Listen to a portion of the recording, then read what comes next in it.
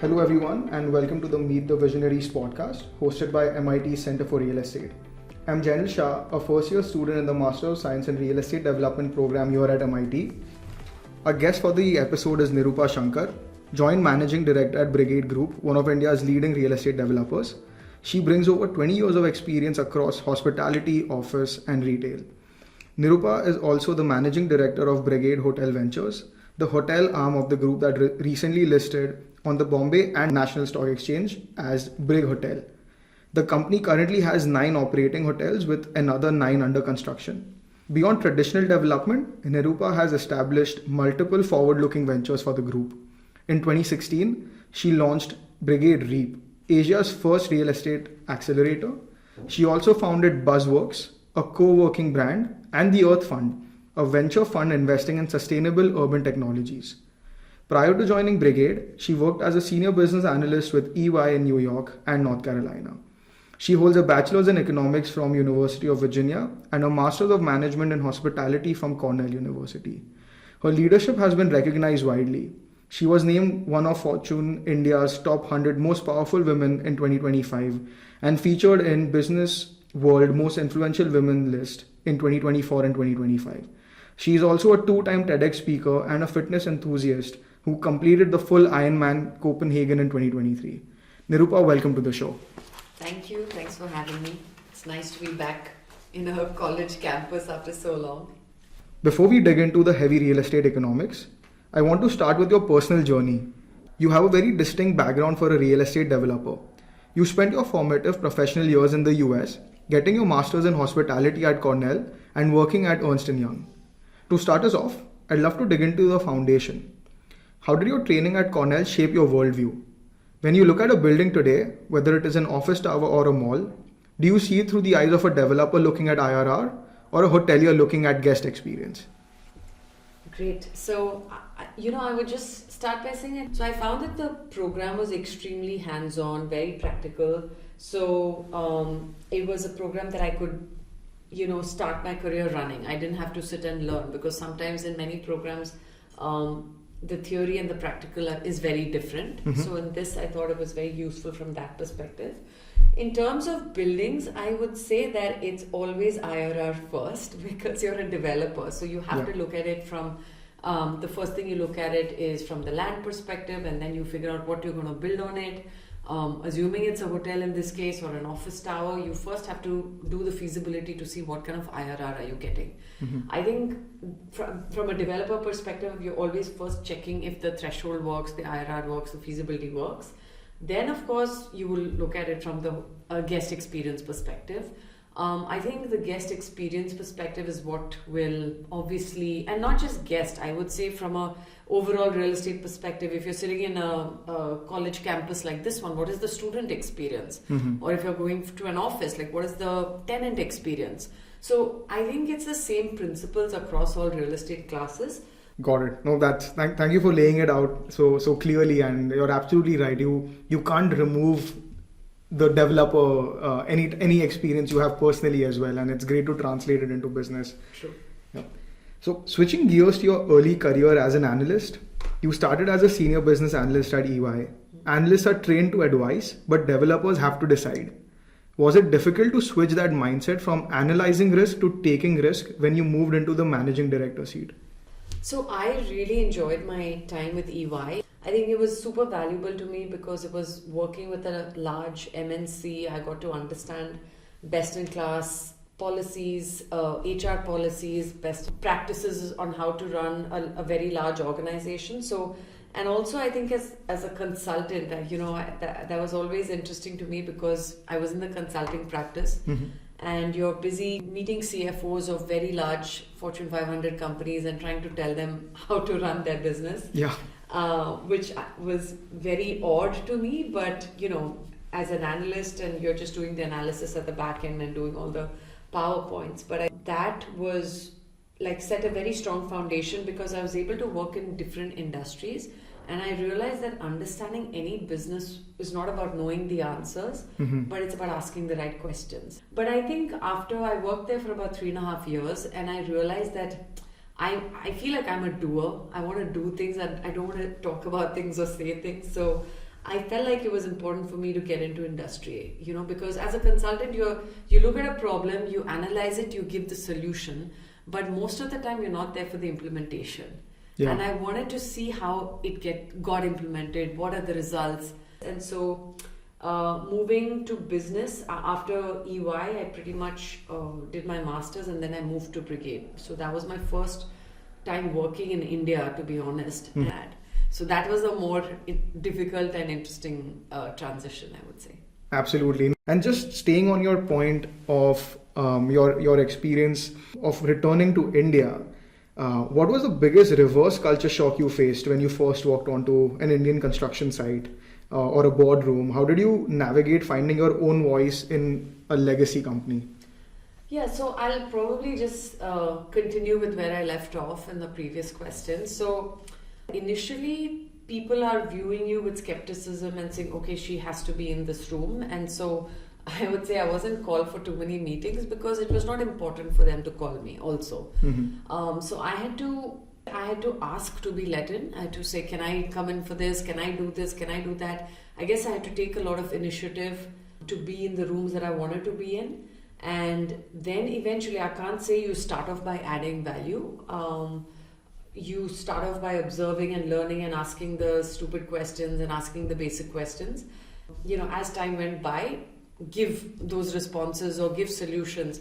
Because I believe that as working in any company, right, you have to look at yourself as, forget the title. At that time, I was probably a management trainee. Even though my father was the chairman, but you have to look at yourself like a problem solver, right? Yeah. Or as they call it, the chief problem solver for the organization. And whatever role or designation you are in, you are the chief problem solver because everybody is coming to you with problems. And if you can start figuring out and getting solutions to that, then people will start coming to you to look for those solutions. So that's what I try to view my role as, and I try to say, okay, these are the issues that the company is facing, or this project is facing, or this team is facing. How do we turn around that? So I think if every year I try to pick one skill set and try to find solutions for that. So it could be initially on the fact that we were not capturing data well enough. So it was on data analytics one year, it was on marketing the other year, it was on legal contracts the other year. So every year try to pick up a new skill set, try to find solutions and practical problems, and you make yourself an expert. I would say working requires a lot of learning and being a student all the time. So that's what I did. I tried to learn, I tried to be a student. Whatever I didn't know, I tried to read up on my own, and wherever there were large issues or small issues, I tried to be the one to give the solution. So that's how people will start to value your voice and then start to invite you into meetings. And now I would say there's the reverse problem of being in too many meetings. Got it. So yeah, I think you rightly pointed out it's about transitioning from the person asking the questions to then finding the answers, and that only comes through hard work and diving into each problem specifically and in great detail. I also wanted to briefly touch upon your discipline outside the boardroom. I know you are an Ironman triathlete and a marathoner. Real estate development is notoriously a long game where projects can take 5 to 7 years to stabilize. Do you find a crossover between the endurance required for an Ironman and the patience required for development? How do you keep your mental resilience high during the middle miles of a tough project? Yeah, I mean, that's actually a really good question. What I learned through the process is that there's a method to the madness in everything, right? Even in real estate development, say in India, it's a very chaotic, it's not as streamlined as maybe it is in the US, where you have one general contractor and he does a turnkey for you and that's it. India, I think, is very different. As a builder, you are just almost project managing everything. You are subcontracting the construction. There are like 20, 30 different people, consultants working on a particular project. So it is quite chaotic. What I have learned, endurance is you're enduring suffering and you're enduring pain and you're trying to still work through it to get to the end goal and the light at the end of the tunnel. In the triathlon thing, it is just you can't think about, it's a long distance, right? It's 3.8k swim, 180 kilometers of bike and 42k run. Yeah. But you can't think of it like that. You just have to focus on the next step. So when you're swimming, it's just the next stroke, and the next stroke. So it's very meditative in a way because you're very present with what you need to do. The most important thing is the next stroke and the next step. So I feel similarly with whatever we're doing, large projects, large complicated projects, you focus on the next step and one thing at a time. Understood. No, thank you again for putting it so brilliantly. It's about having the vision, but then taking one step at a time so that it doesn't feel overwhelming. Yep. Yeah. Awesome. Thank you. So that resilience clearly pays off because you've made some bold strategic moves. I want to frame the market for our American listeners who might be used to the asset-light models of Marriott or Hilton. You have doubled down on being an asset owner in India. Why is owning the concrete and the keys the right strategy for the Indian market today? Is it because the capital appreciation in emerging markets outweigh the operational risks? So I would say there's no right strategy. I think there are different strategies. So for instance, a Marriott or a Hilton could be asset light, but you have your host hotels in the US which are asset owners, right? Like you have large REITs which are asset owners. So there is no right strategy. I would say if you look at the Indian public market, the best valued companies are ones that own their hotels and manage, so they own and operate. Probably like an ITC or a Taj. They probably have the highest EBITDA multiples and valuations. Then your next set of valuations come from hotel owners, but those that also have scale.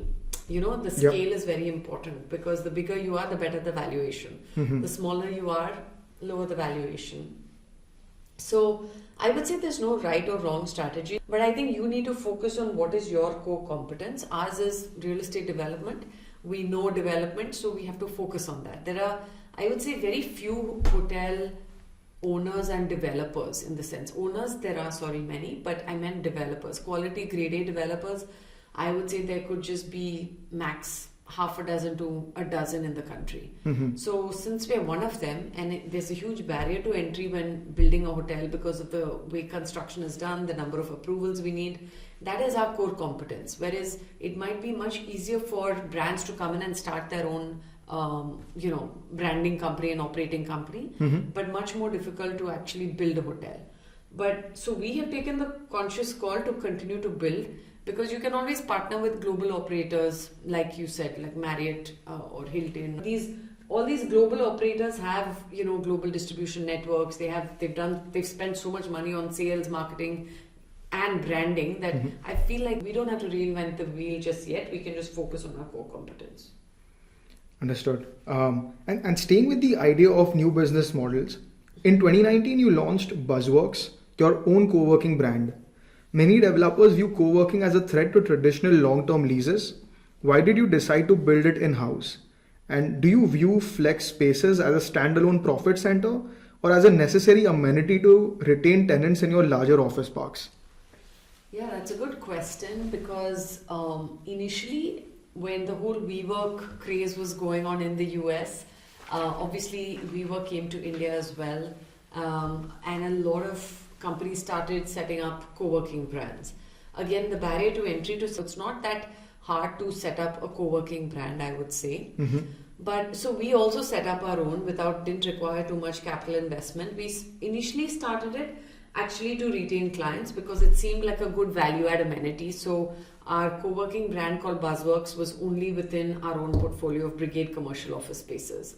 So initially it started off as just as a value add, because suppose I was leasing out a space, the client might say, okay, I want 5 or 10% of this to be co-working and mixed, a flexible arrangement. And the balance I will take a traditional long-term lease. What it gave the client was the flexibility. Now post-COVID, if you look at the Indian office market, co-working pre-COVID was only about 5% of the overall market absorption. So, but post-COVID, there were times when it went up to 26 to 28% of the overall market absorption. Wow. So I'm just saying, suppose we did 80 million square feet of office absorption last year in 2025, co-working I think was about 20 to 25%, varying from market to market, which is a huge section of the market, and that shows that tenants are moving in a big way to flexible office spaces. It's very necessary to actually expand the portfolio, not just to spaces within our buildings, but even in competitor buildings, because that's where the market is heading. So we are now focused on developing that brand as a standalone profit center, and hopefully, the goal is one day to take that public too. Understood. Wow. No, that's a very interesting way of looking at co-working spaces. So it's not exactly competing with your for sale or for lease space. It's actually giving the extra flexibility and comfort to the tenant. And on the capital side of things, you recently took your hospitality division, Brig Hotel, public as a standalone company. What was the strategic trigger for that IPO? Was it to unlock value that was trapped inside the larger parent company? Or is this the war chest that you need to reach your goal of doubling your portfolio? Interestingly enough, things were very different pre-COVID and post-COVID. Pre-COVID, I would say that the capital markets didn't really understand hospitality because, and they were not really interested in the sector. Didn't have good valuations, and I would say that's also because the return on capital invested was much lower. It was between like 8 to 10%, sometimes 12%, which was much lower than all other asset classes. Post-COVID, what happened is, because of course we went through this tough time of no travel, and then suddenly post-COVID travel came back with a huge bang. Hotel rates skyrocketed, demand has surged, the hospitality is seeing its best few years ever. So pre-COVID, I would say the private market was giving better valuations than the public market. So we had evaluated private equity, and we had signed a term sheet close to closing the deal, and then COVID hit, and so we obviously didn't do the deal. But post-COVID, what happened is, like I said, the whole industry started doing well. The ROCE was much better. It's similar to what it is for other asset classes, so high teens, I would say, for stabilized hotels, which is as good as any other asset class. So hotels, from a return perspective, is performing similar to office or residential or retail. So then, obviously, capital markets started looking at it a lot closely. And then I think in between 23, 24, there were like half a dozen companies that went public. So the markets understood how the hotel industry. And public market started giving better valuation than the private market. Wow. So we decided to, because private was not happening and didn't happen, we did need capital. We did, like you said, we have huge growth plans, not just to double the portfolio, but to triple it if we can in the next few years. So, so then we needed, of course, some growth capital, and it was just a simple thing of, okay, where are you getting the better valuation? The public market was giving you that. So we took the company public, and it was our second company going public. Obviously, the parent entity is public now. This was also going public, and we had the machinery and the know-how of how to take a company public, because we had also done a few other fundraisers with the parent entity. So it was also the knowledge and the familiarity with the process. Understood. Thank you for sharing that. Let's now get into the underwriting. You have famously described hotel development as a jigsaw puzzle involving everything from land to brand to finance. Could you briefly walk us through that framework? Also, of all the various pieces in that puzzle, which one is the most likely to break a deal in the current market environment? So I always say that, hospital or hotels is probably the most complicated real estate asset class.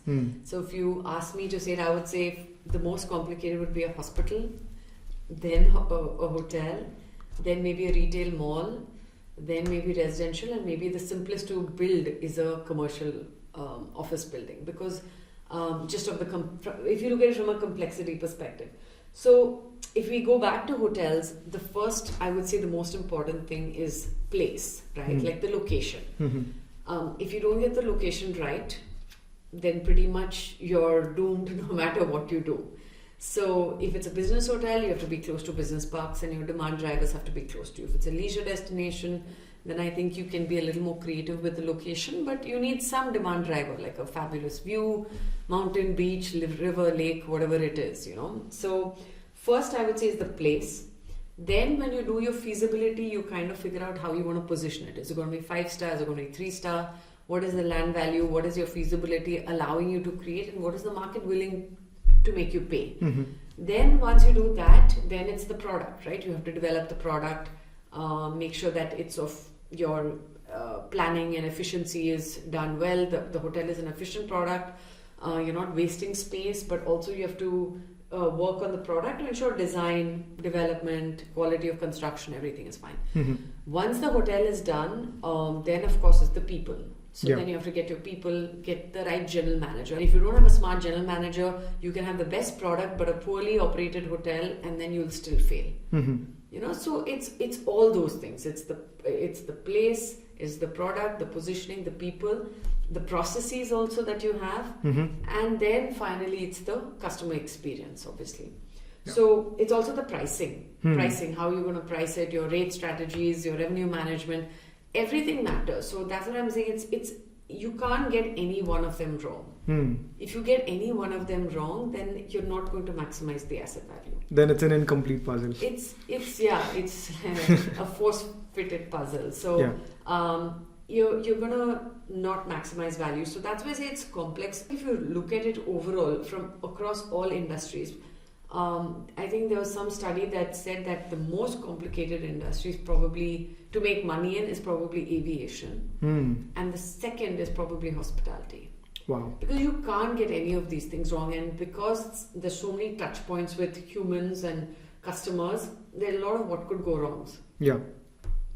Thank you so much for kind of explaining all of the moving pieces through such a beautifully crafted experience and just how hotels operate as a whole. It's actually, like you said, it's all moving pieces. It's not that you get it right and you can just sit on that past laurel, right? Yeah. Like even the asset has to be constantly maintained every few years.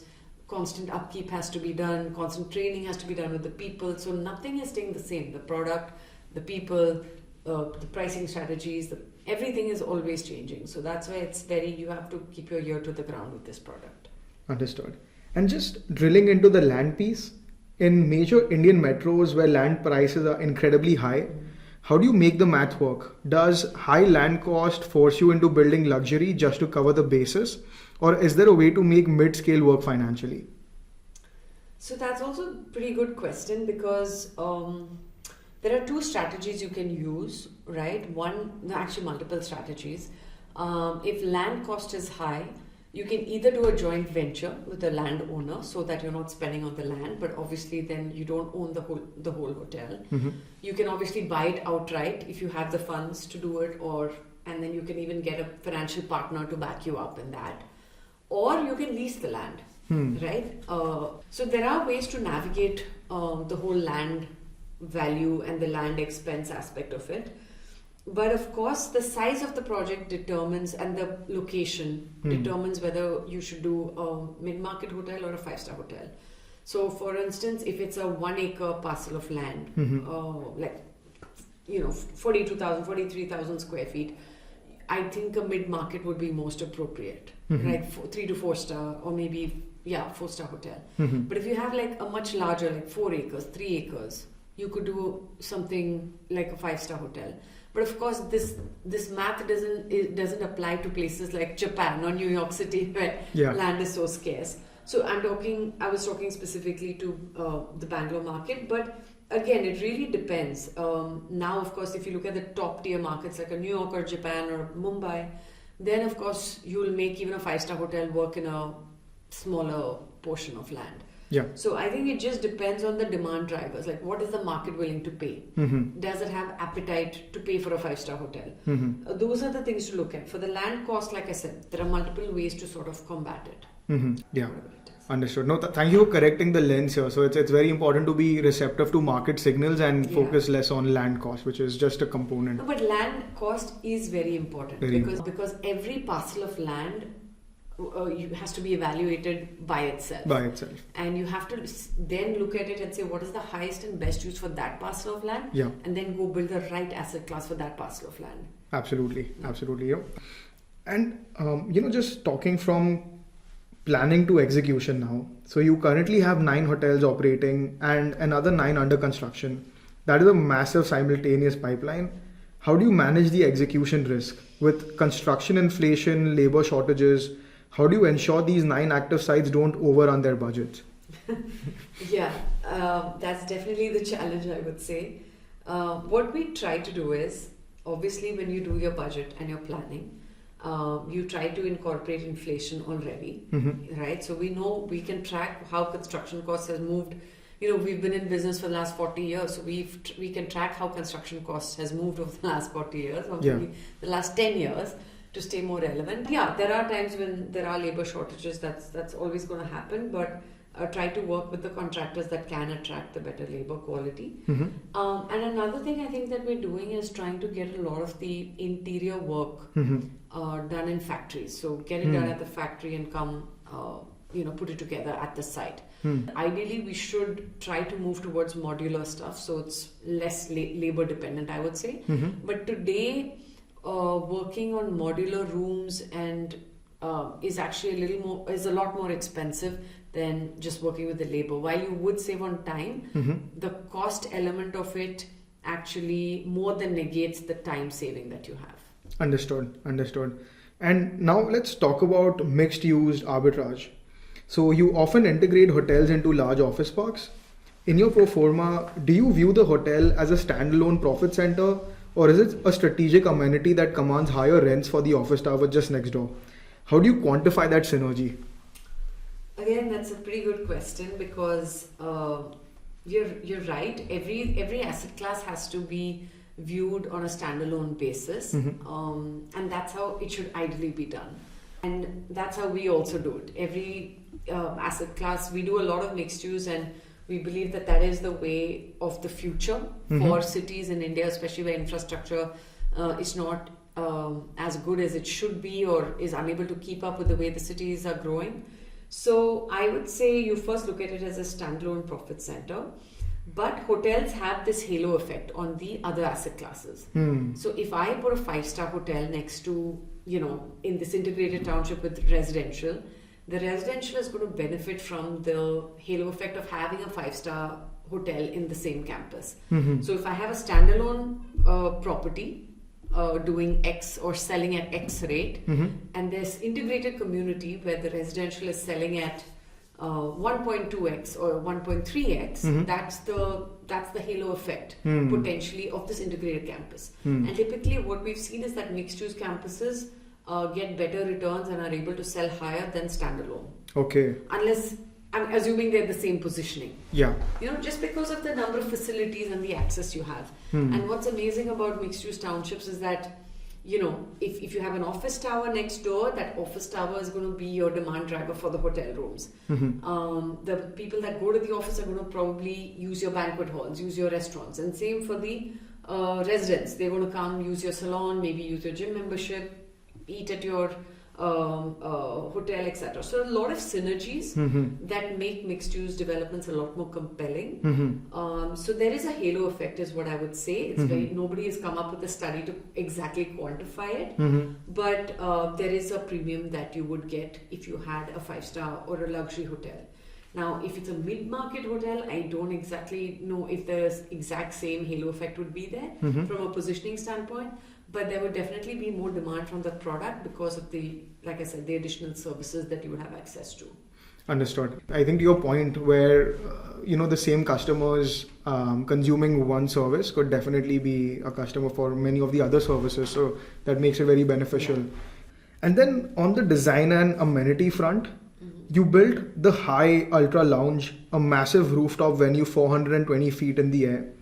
Many developers view F&B as a low margin necessity, but you turned it into a destination. How do you think about the ROI on placemaking and atmosphere? Yeah, so that I would say, again, there's a pre-COVID and post-COVID angle to it. So when I look at real estate, I think what excites me is I've always thought of the startup that I would do if I didn't have this platform, and that was to just look at unutilized spaces and see how to utilize them. Again, like what is the highest and best use for a particular unused space? Yeah. So just to give you an example, like in one of our mixed use campuses, we had a bridge connecting the World Trade Center Bangalore to, say, one of our hotels, the Sheraton Grand, and another bridge from the mall to the hotel. Now, because of security reasons, all the bridges were shut, like closed off, and nobody really used them. So I converted one of the bridges into a co-working space and one into like an art cafe. So like, because bridges are long and narrow, you could actually hang art on one side and then also have the cafe on towards the other side of the bridge overlooking this fantastic art paintings and all that. So it was like a gallery cum cafe. So it's always like, my mind is always thinking, how do you utilize space to the best that you can use it? So we had this massive rooftop. It was again like an acre large. It was 40,000 square feet plus. It's more of a club than a large restaurant.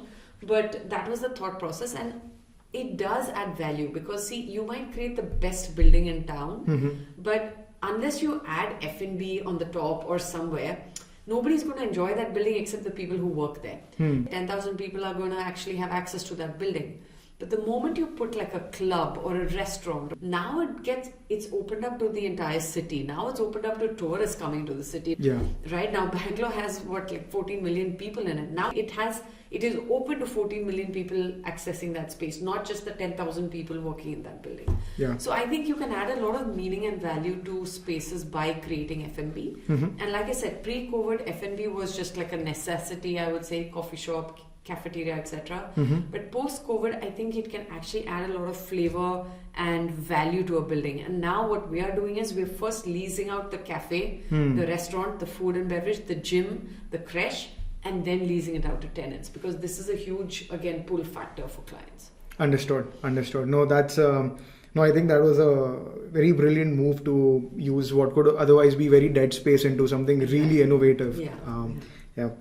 Now, moving from the hard side of the building assets to the soft side of running them, you partner with global giants like Marriott, Accor, and IHG.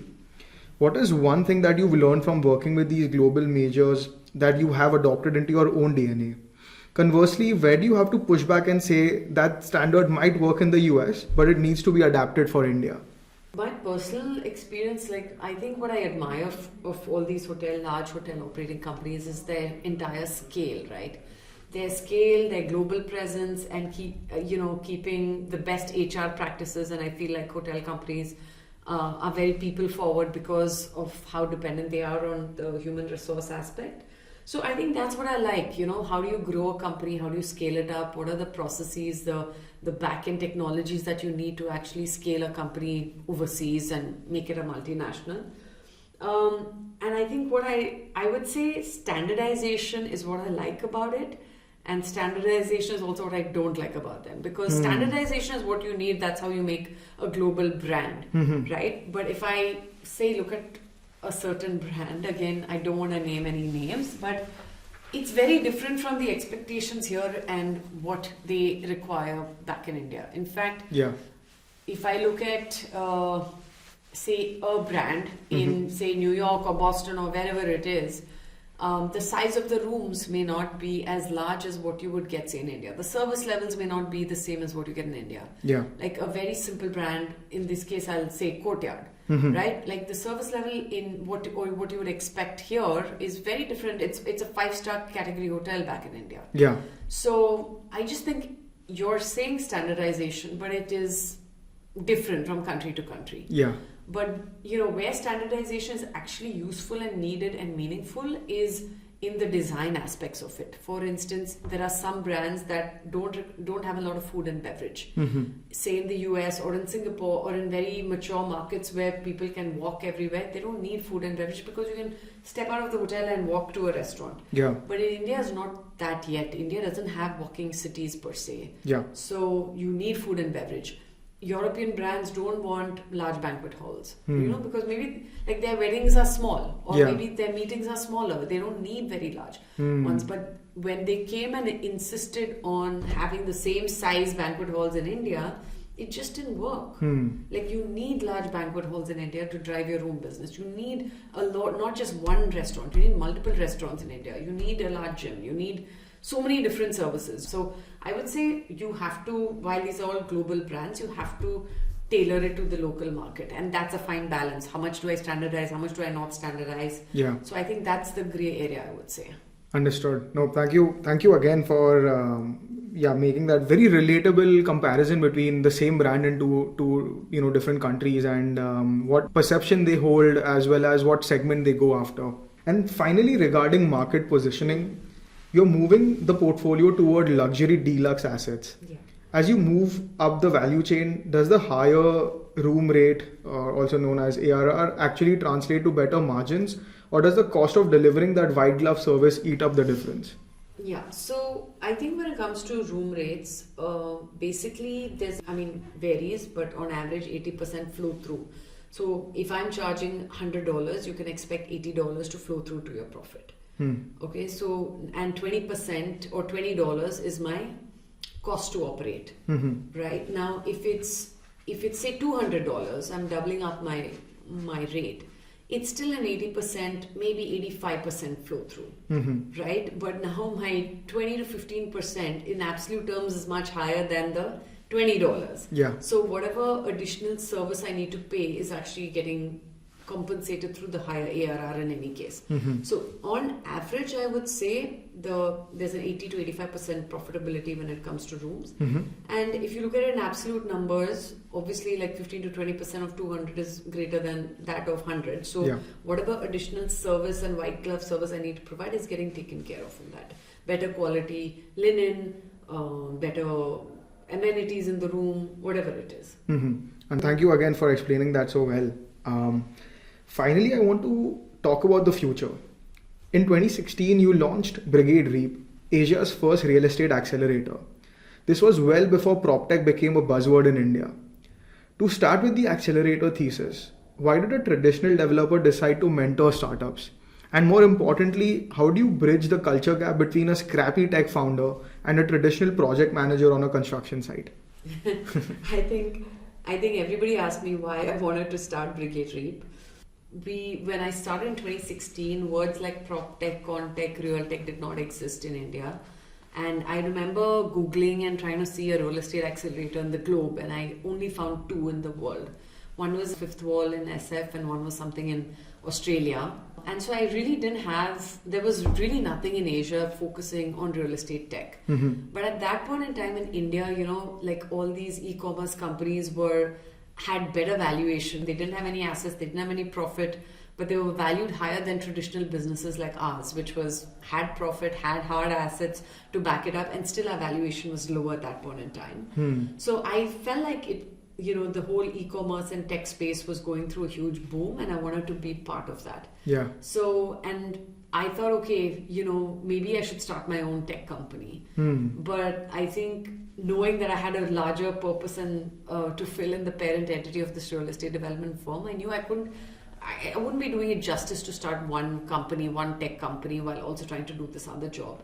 So I thought the better route would be to touch 100 different companies through an accelerator. So here what we do is we mentor startups in PropTech, and now I think this year in our 10th year we'll touch 100 startups. So Brigade will have pretty much equity in about 100 tech companies.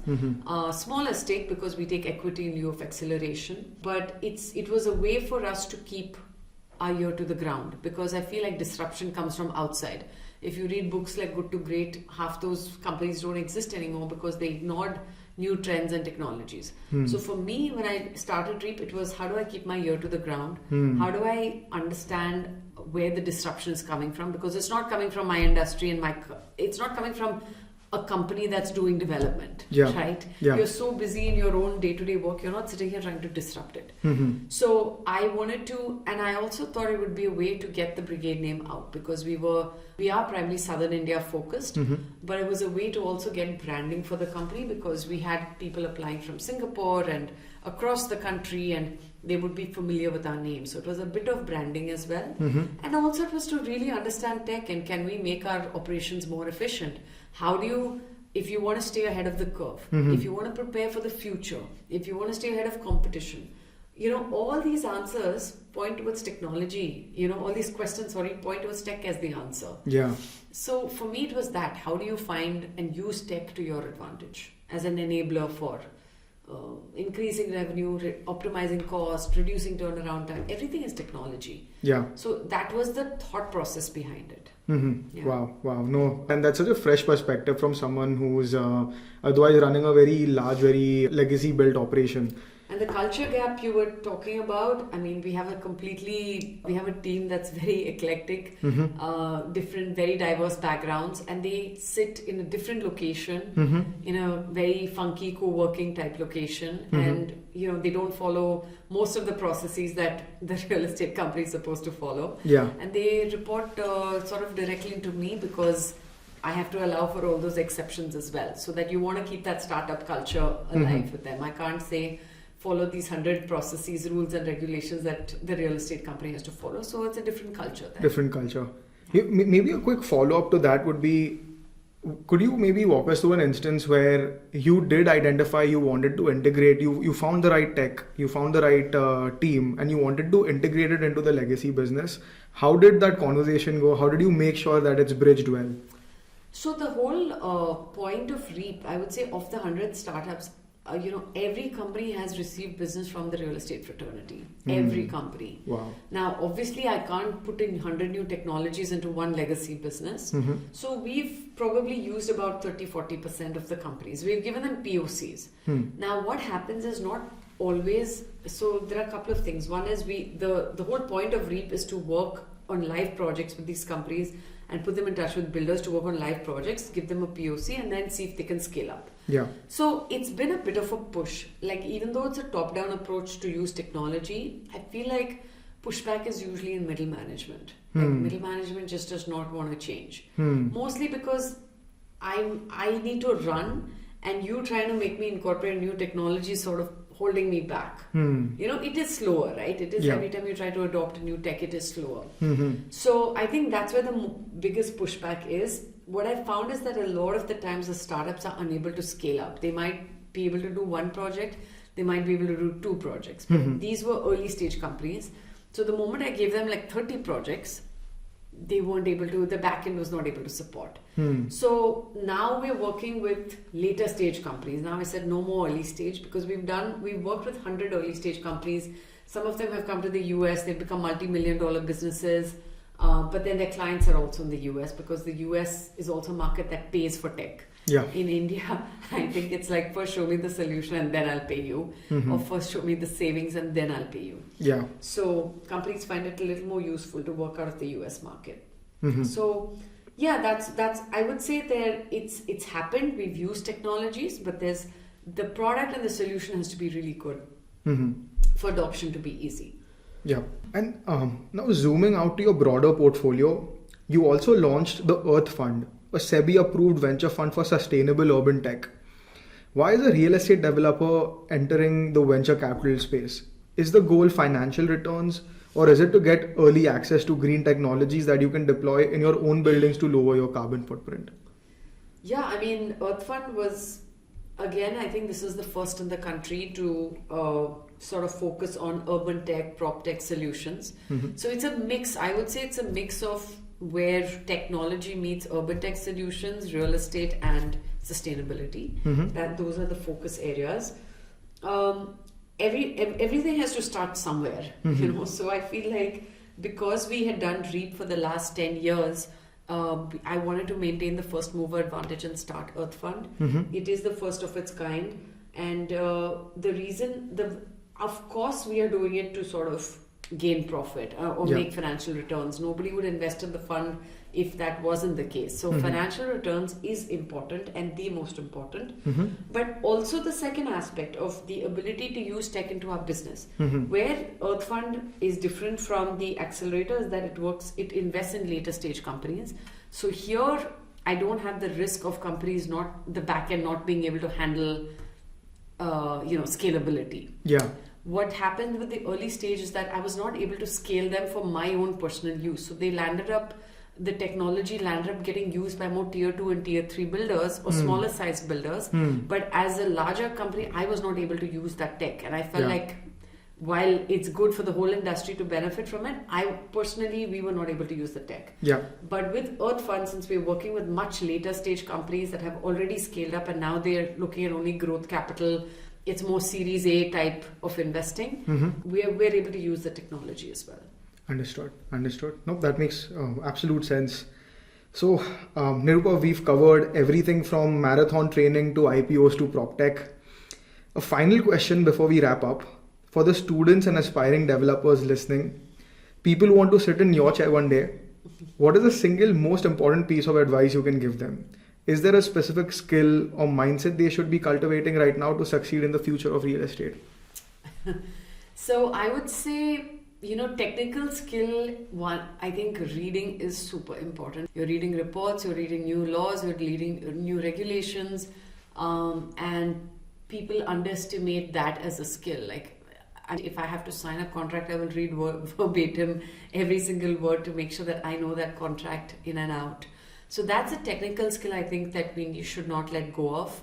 And, qualitatively, I think if you have an idea or something that you want to do, I think you have to work with it with grit and conviction, right? Because people will constantly ask you along the way, why are you doing this? Like how I was asked for REAP, why are you doing REAP? But I think you need to have conviction in what you're doing in order to sort of battle all the naysayers, and eventually your time will come.